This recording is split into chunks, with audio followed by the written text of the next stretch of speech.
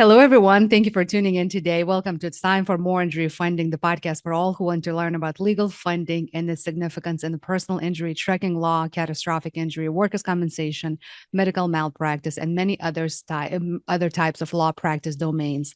I'm your host, Laura, founder and CEO of More Injury Funding, the legal funding counselors with passion for law, medicine, legal funding, and heart for all suffering individuals. More Injury Funding is a sponsor, member, associate board member, or business partner of this podcast, Georgia Trial Lawyers Association, Academy of Track Accident Attorneys, Sandy Springs Bar Association, Georgia Association for Women Lawyers, GOL for short, Georgia Association of Paralegals, Atlanta Legal Aid Society, State Bar of Georgia, St. Andrew Rowing Club, Georgia Hispanic Chamber of Commerce, and Georgia Council of Chiropractic. As you can tell, we are in Georgia primarily, but serve clients nationwide. In today's episode, I have a special guest, Medical Illustrator, founder of Fox Animated Engineering, or Fox AE, forensic animator and 3D modeling engineer, Cody Roberts, based in Columbia, Missouri, and servicing his clients nationwide. Fox AE is not a graphics company. It is a communication company, clear, concise communication. Today, we'll dive into the topic of seeing is believing, how Fox AE illustrations can make or break your trial exhibits. At the end of our episode, I have prepared a fun pop-up question for our guests, so stay tuned in. Welcome to Sign for More Injury Funding Podcast, Cody. Hey, how's it going, Laura? Very well. It's getting cooler in Georgia as we speak. Yes. I'm not ready for the fall yet, but at the same time, can wait for beautiful leaves to change and just enjoy the good season coming up. Ooh, I love the fall. It's like one of my favorite seasons. Oh, it's beautiful. So, Cody, please introduce yourself to our viewers and listeners by telling us about yourself and the path that led you to the animation industry and working with plaintiffs' attorneys in a variety of personal injury law settings. Yeah, so it's actually been interesting and primarily it's been engineering that has led us to the animation world. And because at the end of the day, animations are a type of engineering, three-dimensional animations. And so, even in college, at, Washington, D.C., I had an internship where we would model out all the schools for Department of Defense. And I found myself really loving, 3D modeling, 3D animations, and that was in college. And we did it in some of our engineering classes. And then I got another internship for a private sector firm and here in Missouri. And I thought, this is cool. Learned CAD, and then they said, wow, you can do the 3D stuff. Well, why don't you do that? And hey, what does it look like if the sun is over here and the windows, the sunlight is coming through the windows? Or if we take out this wall, what does it look like? And so I found very quickly the application of this is when people can't see something physically with their eyes, what if you could what if you could make it so they could see it? And so pursued engineering and actually went to New Orleans for a stint to rebuild the levees and work in the construction and mechanical engineering portion where we did pump stations and stuff like that for post-Katrina work. And the contractors were stealing dirt and it was really making me mad. And I was telling counsel, the legal counsel, what was going on, and no one understood because the contractor was very a little shady in the way he was talking about things. So I went home on my own time and made an animation, and this lawyer said, whoa, for the first time, I actually understand everything that happened. He goes, let me get you in touch with a couple of accident recon guys. And next thing you know, we're doing engineering accident recon animations. And then not too long after that, some of Mark Lanier's buddies give me a call, and we're working on medical cases, which was metal on metal debut which was actually an engineering project. While it was product liability, while it was a medical device, we were selected because we were engineers. And so Sonny Ball was and I don't know if you're familiar with Dr. Ball, but he is a pretty elite figure he was an expert witness for Mark's case, and orthopedic expert, but actually he's a lawyer and an MBA. And so by the way, fun fact, everybody, he's starting his own law firm now. And so he's going to be hitting it hard. And I want to get the word out because Sonny's a great guy and a brilliant guy and really helped me get the start. He's an affiliate consultant. We were talking, Laura, about Joe Freed out of Georgia, right? Mm-hmm. Doing some cases with Joe. Dr. Ball, he said, let me take a look at some of these ortho injuries, Cody. He's and so when you get a whole bunch of experts together like that, Laura, it's just fun. This work is fun. You're working with the best people in the world, and I can't stress enough how when everybody has creative ideas, they bring their world-class expertise to the table, and then you get to make it so that everybody can understand it. Do you know how fun that is? Oh, And so, absolutely. Oh my goodness. yeah, it's incredible. And It's so that was the start. Wow, what a fantastic story. Absolutely amazing. Yeah. So, Cody, you create medical demonstratives to support various legal realms, including medical exhibits, accident reconstruction, product liability construction, vehicular accident reconstruction, traumatic brain injury, and intellectual property. And we will touch on some of these niches of your demonstrative applications today. Can you walk us through the process of creating animations and illustrations for accident reconstruction cases and how they can impact the outcome of a trial? Oh yeah. So the real process is getting all the information, right? If you get the medical record, if we get all of the medical records and all of the imaging, sometimes there's like 8 gigs of 8 gigabytes of imaging at just so many thousands of MRIs and X-rays and whatever it is, right? And so really the process is, okay, look in this general area, look at this imaging in particular, and this happened. And for the engineering portion, it might be something as simple as an accident report, photos. Engineers will take topology, and with total station, they'll do survey data. So what we do is we import that survey data into our 3D stuff, and Shazam, it comes out, and we can fly all around and actually see what in the world happened here. And but really getting all, we call it CIA, case information acquisition. It's like the big red button in our company. We push it. Rah, rah, rah. Okay, we need all of the case information because we could do our job only when we get all the information. Once we get all the information, well, we look for kind of the strengths and weaknesses of your case, and then we develop a draft and some quality control documents, and we run it by your expert. Because really, at the end of the day, Laura, it's about the experts.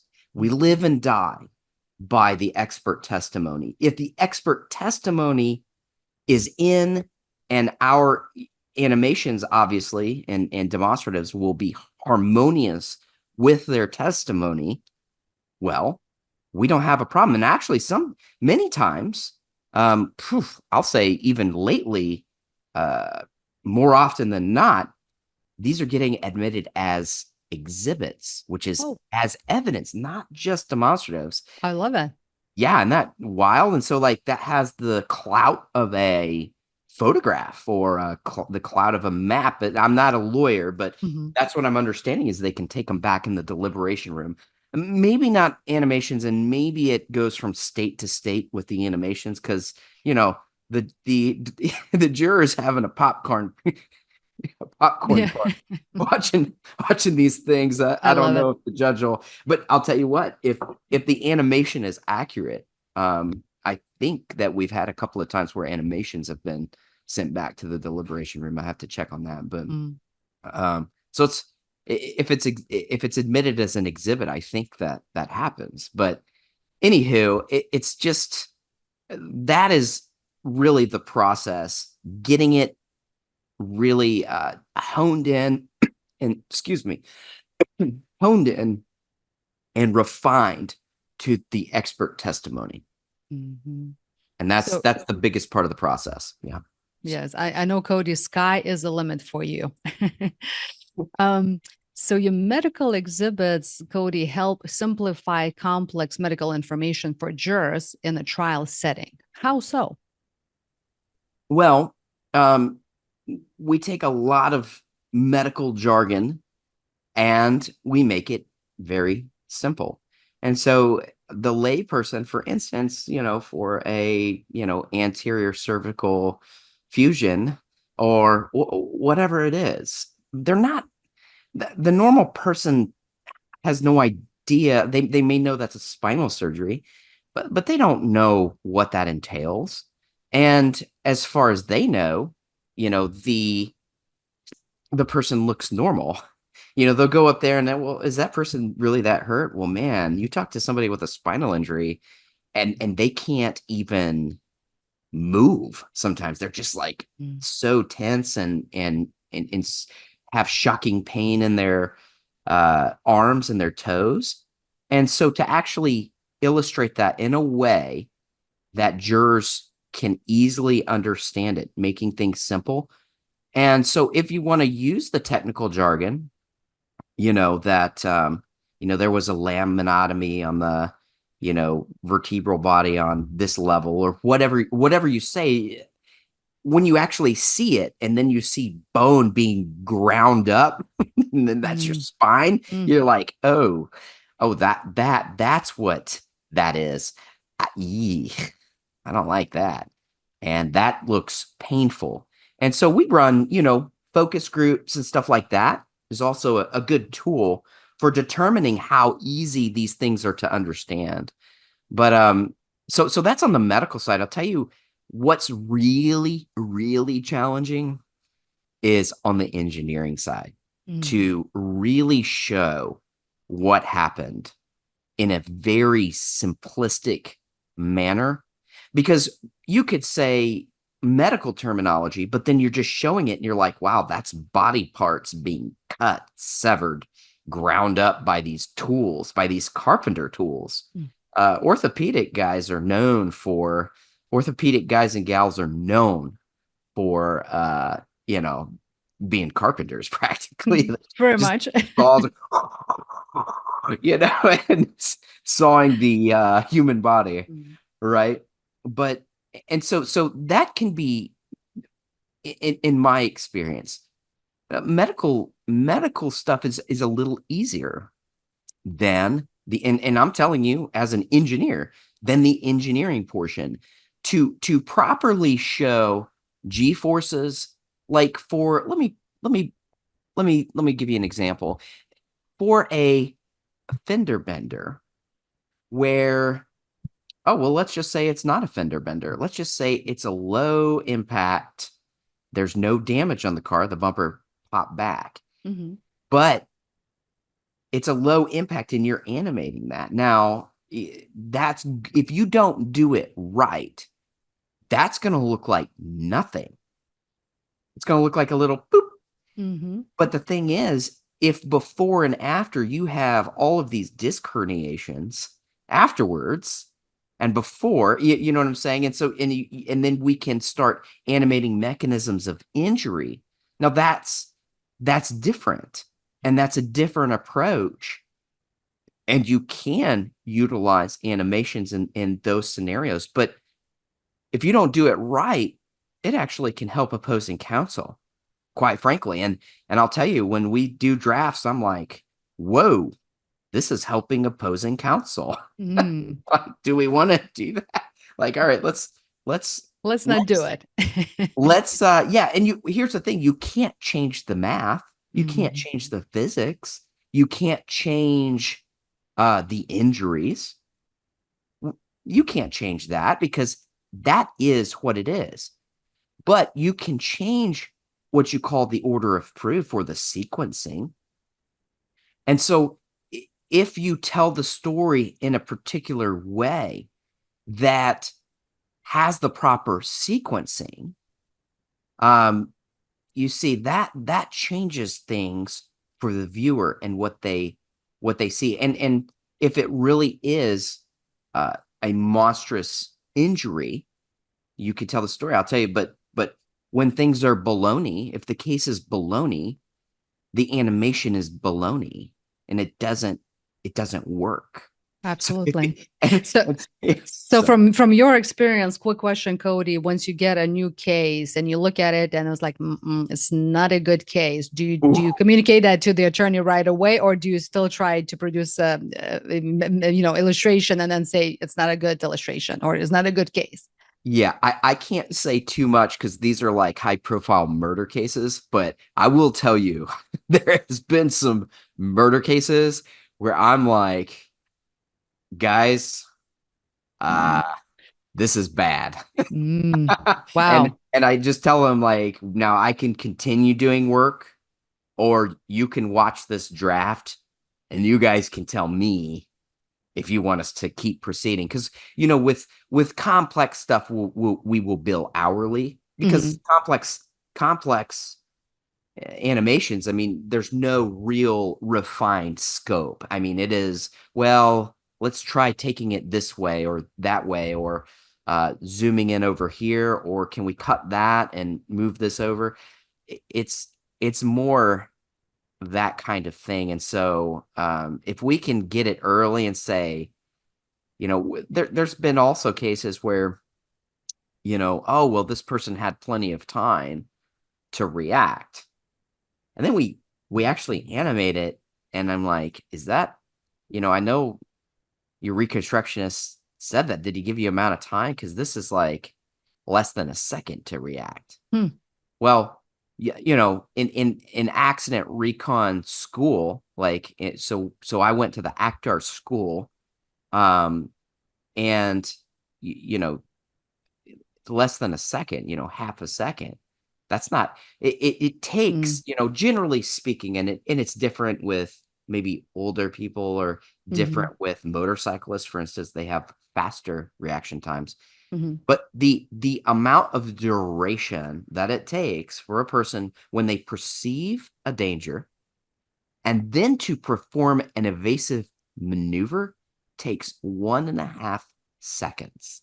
Wow. So yeah, so like you see it, and then one Mississippi, what, and then half of that, boom. Wow. Then Wow. you start to either brake or perform an evasive maneuver. Think Mm. about that on a highway. Mm. You can easily go 100 feet Mhm. before you even start to use your brake. And by the way, if you do that, you're still driving responsibly as a human being, seeing a danger and going 100 feet. And so, like, when you animate that and you see that, there's fun, intuitive ways to do that. Like, skid marks will show the start of an evasive maneuver.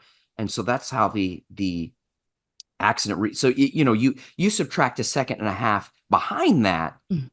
for skid mark, and you can see where they could have, every case is different, but where Mm. they could have actually perceived the danger. Does that make sense what I'm saying, Laura? Absolutely. It's It's crazy. mind-blowing. It's We so will much fun. We will have to do another episode just on this particular question. Okay, promise. Yeah, you bet. You bet. I hope I'm not rambling too Oh much my about goodness, that. It's like, it's fascinating. I'm like in awe, truly. So tell me, animations and illustrations overall can assist in presenting construction-related evidence during a trial. What yeah. benefits code do they offer in these cases? Ooh, that's such an amazing question because like it construction is not utilized in the legal industry as Oh, much as you would think. Construction. Now, I'll say this: roof collapses are definitely utilized. I mm, mean, like, so, like with John Romano, we've done some roof collapses, big roof collapses. And where we actually get into the engineering and the structural portions of this building and that building. And not only that, though, here's what's beautiful about it is you show the failure of the beam that, by the way, it was actually incorrectly designed, this particular one, and they put a small beam in there and it should have been a big to keep it simple. And this thing during a concrete pour just blew out because concrete's liquid, right? It's not solid when you pour it. And then so it's just heavy weight. It's not actually structural. And so it just blew through when it was wet. See, if it would have been dry immediately, then that concrete would have been structural and it probably would have been okay. But during a concrete pour is when this blew out. And mm, so, to actually visualize that and then to take the viewer through the injury too, little rabbit trail on your question, taking them. So we show the how. There's a my friend Artie Kempner. He's the director of Fox Sports and has directed 2 Super Bowls. And I was oh, hi, hanging out. Artie. Yeah, he was. We were hanging out eating ribs actually, in Kansas City, and I was like, Artie, like, what do you do? Because he's a storyteller. He is this in a Super Bowl. He says it's the how and then the wow, Cody. We want to watch the play develop. We want to watch, hey, who blitzed? Who ran this route wrong or ran this route right? We show how the play developed, and then we get into the close-ups and show those slow motion sexy shots, right? And and so that's what we did for John's case. After I had talked to Artie, I was like, all right, guys, we're gonna do something. Let's do the how and then the wow. And so we showed the how and then got into the medical and showed how the wow factor with regards to the burst compression fracture that caused this guy to be paralyzed. And now he can't walk, for the rest of Mm, his life because of this collapse. But you see, now you attribute that injury to the company, the company, not this person's mistake. It's the company, the design, the how. mhm. And now you've anchored to that. But to answer your question about construction, and look, you got me excited, so I'm just like rambling on here. Love it. But Absolutely. I'm telling you, Laura, like construction is not. This doesn't have to be personal injury, and this is what people don't understand. Mm, Like we did some cases out of Houston, huge cases. I mean, they're 100 million, and then the next year it was 50 million. Very similar cases, oil, big oil, and what happened was these contractors didn't put sheet piling down. They didn't take the proper steps to prevent erosion control. And what happened was they were on these mountains, going through. Now, this was out. The case was out of Houston, but they were crossing the Ohio River with these mega pipes and going through mountains and stuff. And so, you know, that erosion and it just downpours of just mud, just ruining entire slopes and stuff like that. Well, I mean, there's contractual obligation that a contractor has to seed and mulch and all this stuff, right? And the purpose of seeding and mulching is so that you don't have crazy erosion downstream where there's, people that swim or fish or whatever it is, right? I mean, it's an environmental thing. Well, I mean, we're Mhm. talking about over $100 million of damage with that. But to show that nobody got hurt physically there, Mhm. but to show like critical path, that's a construction term. People don't know what that means, but you can actually animate that. And huge construction projects that are $500 million, $1 billion, $2 billion is that is untapped right now because the construction industry as a whole is a little bit has been a little bit behind technologically. Mhm. And but there's a couple of attorneys, construction attorneys that we're working with has nothing to do with personal injury. And I'll tell you what, they said this last case, it wasn't a win, it was an annihilation. And it's just because the judge, who even had construction background, had no idea what the other side was saying. Wow. Wow. It That's was, mind blowing. yeah, yeah. Wow. So So construction. what I will remember from this question is always, for that will stay with me for the rest of my life is how and wow. That's for sure. The how and the And wow. wow. So, Cody, when is it better to use medical illustrations and that is static images versus animations and vice versa? And I know since I live in Georgia, I know that you worked with Joe Freed, Adam Malone, Lloyd Bell, Eric Hertz, Chad Mans, and probably several others. And of course, so many amazing, attorneys nationwide. So maybe you can tell that difference, and in which case is better to use one versus the other. Oh man, that's fantastic, and it really goes from lawyer to lawyer. There are great attorneys that have different perspectives on that. For instance, John Romano says, "Hey, give it all to me." And what I'm going to do is I'm going to focus group this, and we're going to decide which ones work. And so he goes that approach. And if you've got the home run cases, you can do that. Sometimes you're for a smaller case, just static images. Those are really effective. And by the way, static images are used on huge cases too, not just small case. They're the biggest cases that we've ever done. We use static images and animations, but a lot of static because you can leave them up there. You can Mhm. you can print them out. You can put them in PowerPoint. And by the way, with ours, they're printed in super high, not printed, but they're exported in super high res, Mhm. 4K. And so you could zoom in like really tight on a PowerPoint. It's called the morph method, by the way, Mhm. morphing. So ask some, if you don't know how to do it, ask your intern. Do you know how to do morph on PowerPoint where I can zoom in? Mhm. But you can zoom in super close because it's 4K res and it comes out super sharp. Mhm. So little fun tidbit there. Love it. So, Cody, how do medical demonstratives play a role in demonstrating product liability cases, and what key elements should be included in these visuals to strengthen the argument? Product liability is an animal that you have to understand how it works. You have to understand how the product was supposed to work. You have to have intimate knowledge on how the product failed. And it really doesn't matter if it's a medical product, if it's a mechanical product, um, anything from, metal on metal DePuy. It was, what was supposed to happen was that on that metal ball, the body was supposed to create natural lipids and lubricate it like oil in an engine. It didn't happen. And so it was metal on metal grinding and then release chromium in people's blood.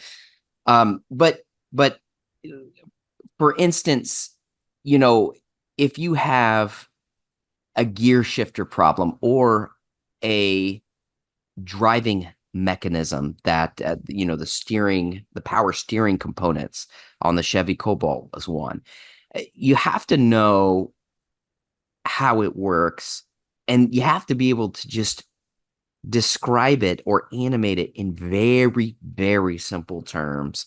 And that's the name of the game: simplicity and accuracy.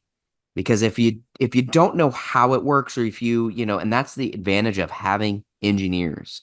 So Mhm. I've got a mechanical. You said your father, right, Laura, is a mechanical engineer? My mom, mechanical, my dad, Oh, electrical. oh, Mhm. wow. Okay, too. Your dad is electrical. Wow, Yes. you come from a bunch of brainiacs. I'll tell you, Nathaniel, he graduated near top of his class, mechanical engineering. He's VP in our company. And I'll tell you, having a mechanical engineer understanding product liability, sitting in on the meetings with the experts and the attorneys is priceless. You've got really technically minded people that understand how it works. And you have to understand how it works to convey a message. Absolutely. More than that. Yes, absolutely. So, Cody, can you discuss the specific techniques and technologies used in vehicular accident reconstruction cases and how these visuals or your visuals can effectively convey critical details to the jury?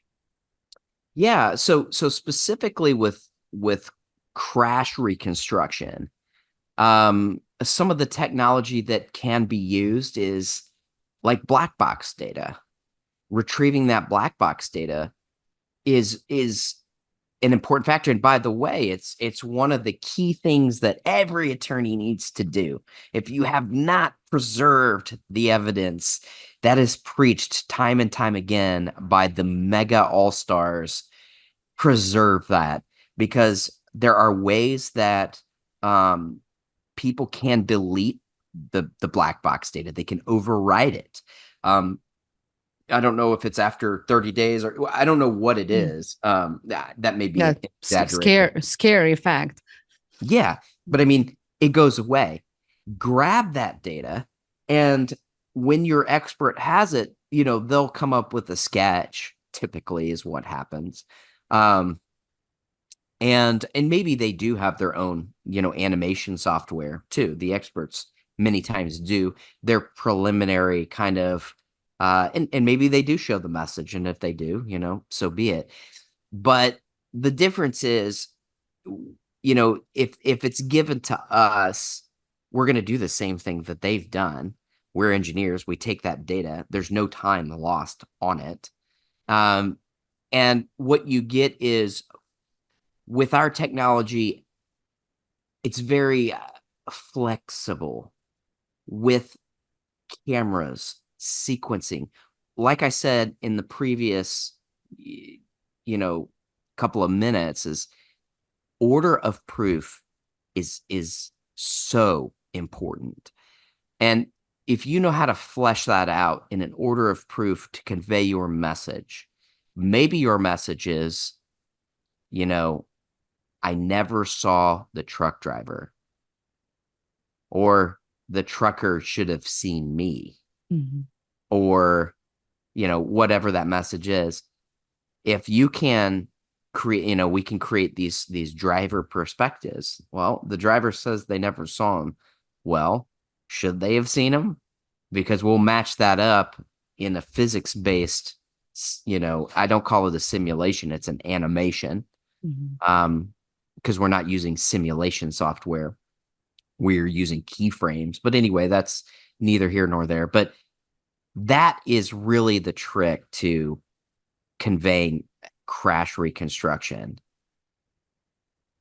Mhm. And I have a question now about intellectual property. So, how do you, Cody, and your company demonstrate expertise in creating animations and illustrations for intellectual property cases during trials? Maybe you can give us an example or two. Yeah, and forgive me if I said it before. I can't remember, but I think I brought up like Google and Apple, but that's a really good one. The intellectual property. What we were doing was we were showing how Find My iPhone is very similar, their technology, with how they locate, geolocate your phones, every phone that every person in the world uses this particular technology that someone else invented and patented or alleged, right? And so our job was to show how that technology was similar. So, this bounces off this server, bounces off towers, and creates this point, this geospace point.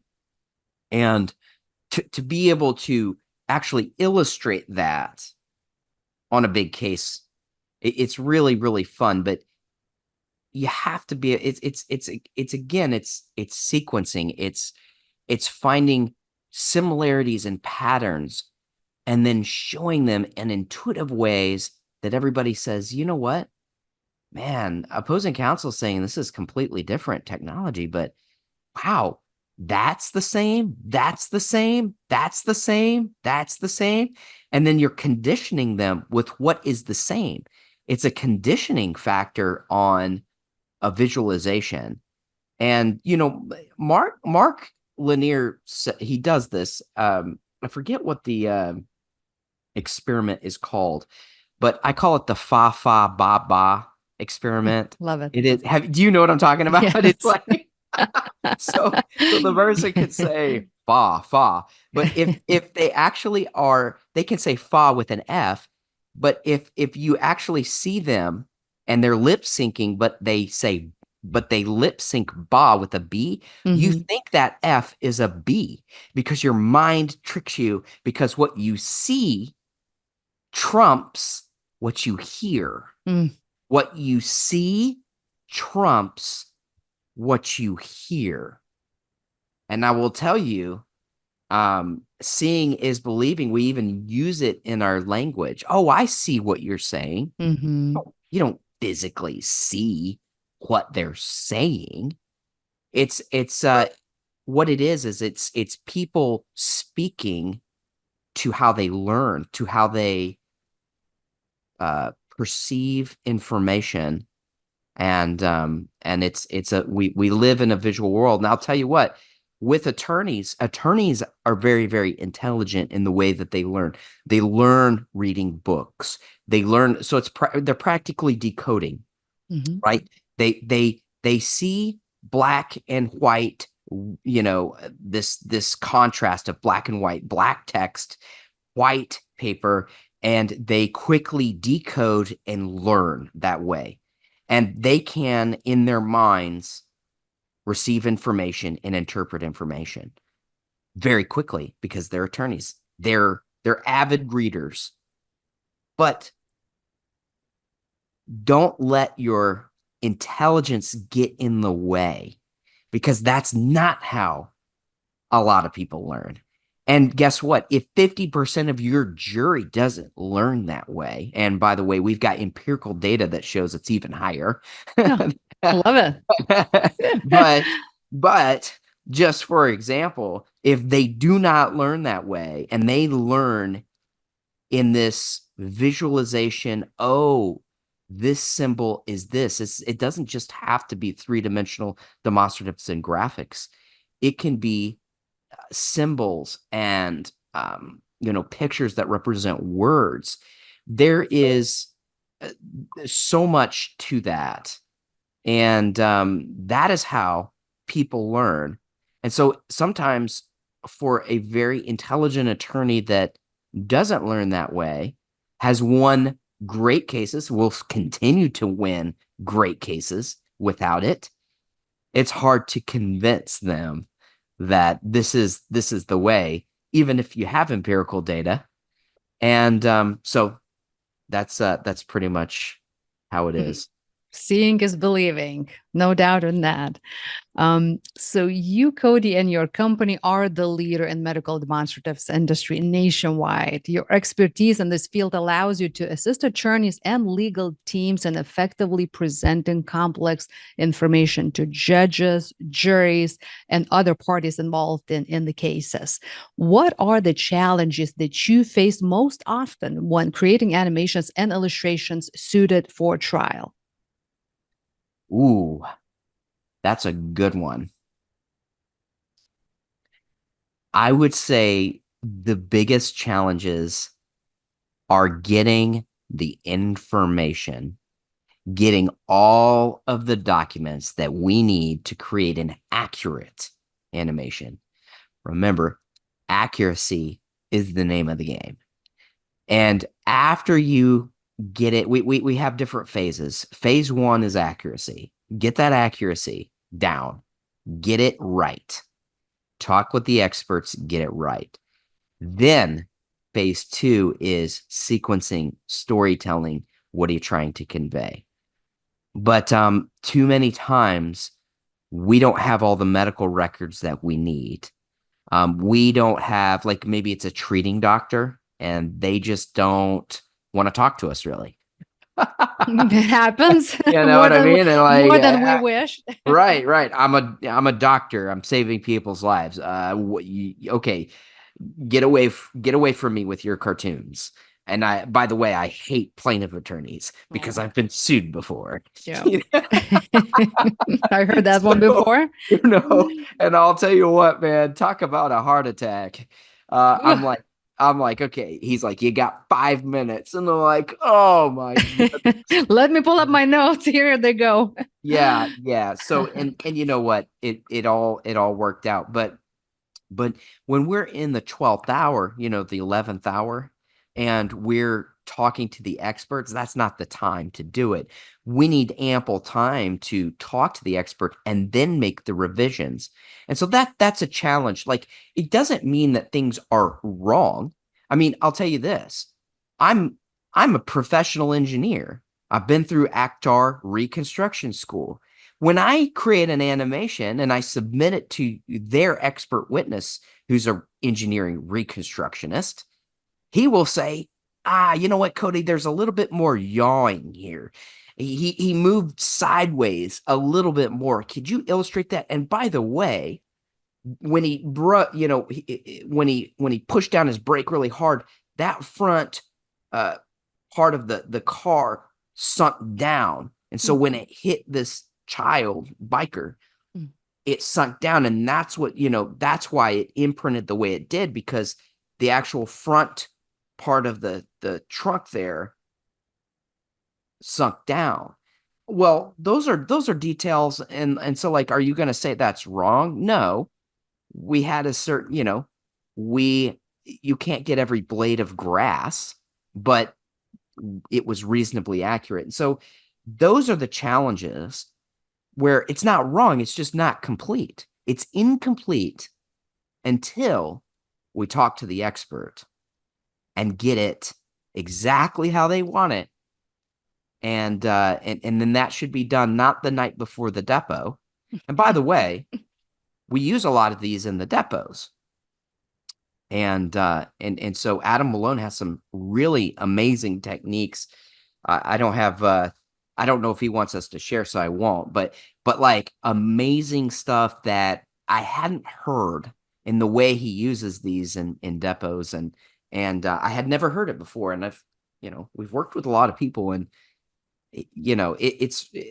I just say that, out of Georgia, you guys are out of Georgia. Mhm. But Adam, man, he is that guy's for real. Lloyd Mhm. Bell, those guys are for real. They know the medicine. Holy moly.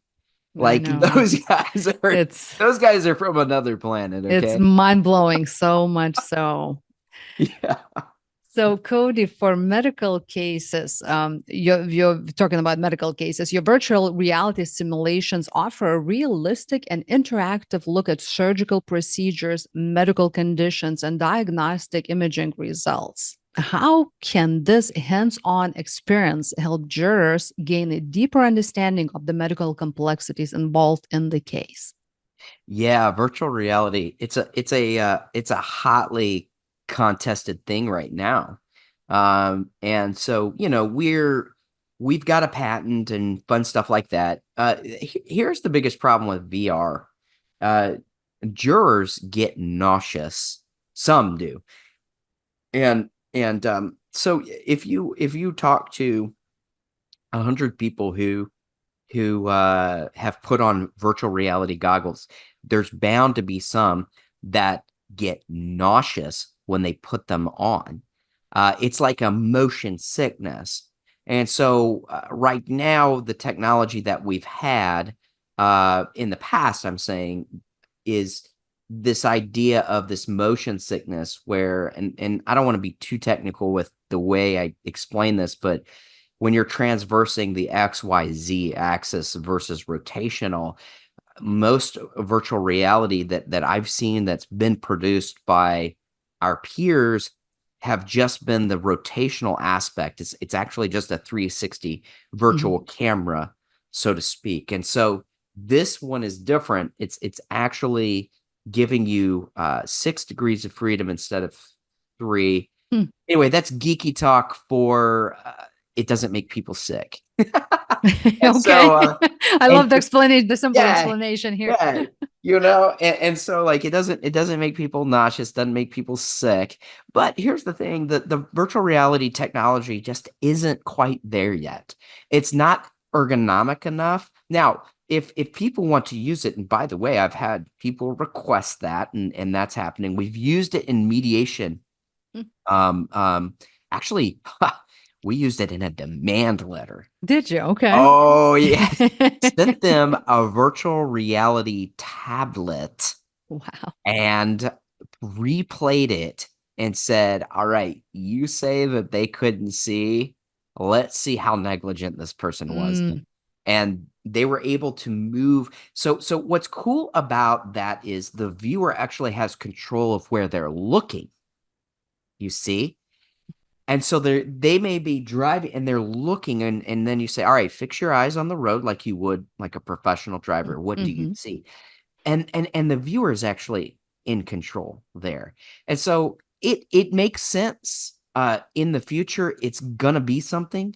And so we wanted to get that's actually how I met the director of Fox Sports, Artie, because this Fox Sports was highly interested in this idea of, well, I can't talk about it too much, but they're interested. But I'll tell you what, the legal industry is so much fun.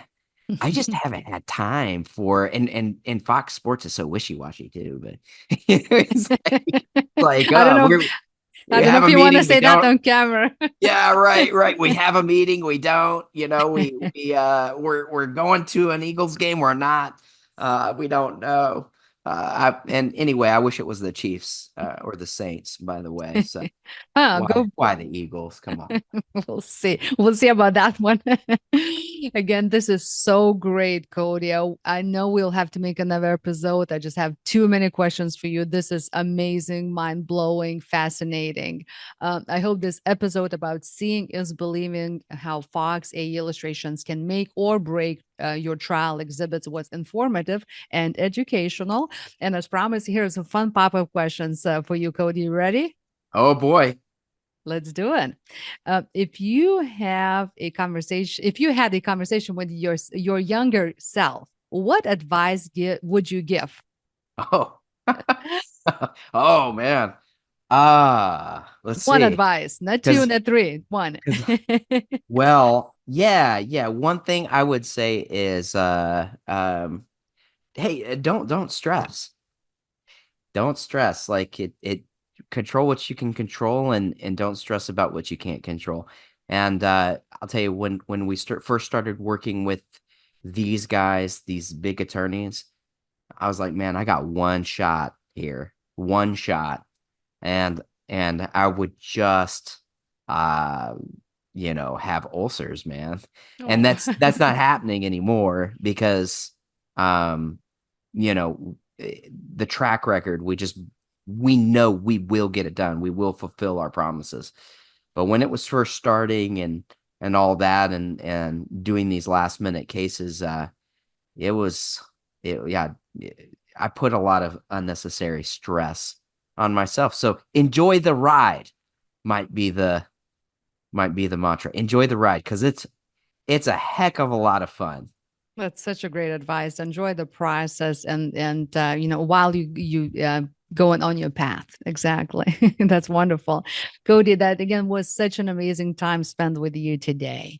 And if anybody is looking for your professional help and looking to find the best in the nation medical administrative specialist, how can they reach you? Do you have a website, phone number, social media resources? Yeah, fox-ae.com is the website, and you could set up a meeting um, from the website. You can browse examples and see what we're talking about. You can call me 573-279-2500, 573-279-2500, or you could shoot me an email, and that's cody@fox-ae.com. But I'd say go to that website and set up a meeting, and let's talk about your case. Absolutely. You do want to meet Cody just to chat with them. Even if you don't want to make a or work on the case, just chatting with them, you will have one of the best days of your life. I promise that. That's too kind. Thanks, Laura. We should That hang out more often. Of course, we will. That again, everybody was Cody Roberts with Fox AE based in Columbia, Missouri, and servicing lawyers nationwide. I want to thank you all for listening and watching our story today. For more tips and tricks on legal funding and personal injury law related topics, follow me, download, like, and subscribe for the Time for More Injury Funding podcast on several podcast platforms, including but not limited to Spotify, Amazon Music, Apple Podcasts, iHeart, and others worldwide. And follow More Injury Funding on LinkedIn, Instagram, Facebook, Twitter, TikTok, Pinterest, YouTube, Google Business Profile, and my website at moreinjuryfunding.com. I can't wait to see you, my dear listeners and viewers, on my next upcoming episode. Tune in for our next guest soon. Until then, be well. Thank you.